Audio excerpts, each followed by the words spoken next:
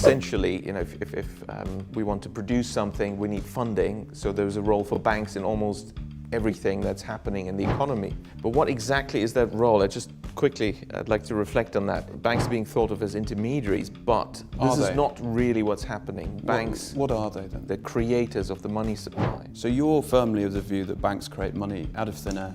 Yes, well, I produced the first empirical studies to prove that in the 5,000-year history of banking. Banks are thought of as deposit-taking institutions that lend money.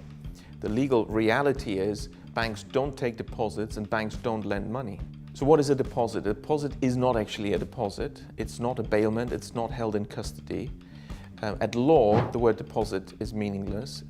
The law courts and various judgments have made it very clear if you give your money to a bank, even though it's called a deposit, this money is simply a loan to the bank. So banks borrow from the public.